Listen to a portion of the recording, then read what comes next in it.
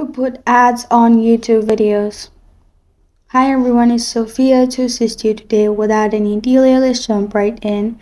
First, open YouTube Studio. On left side, you'll find all these options. Click on Earn. After you clicked on Earn, you'll find this kind of screen pop up.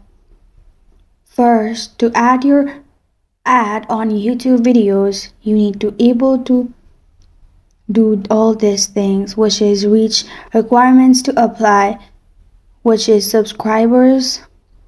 If it's full, you're done. Also, watch hours and short views as well.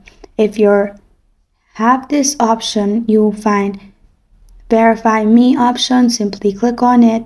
And to add YouTube, if you have monetized your videos, simply on left side you'll find content. Click on content and select your video. On left side you'll find monetization.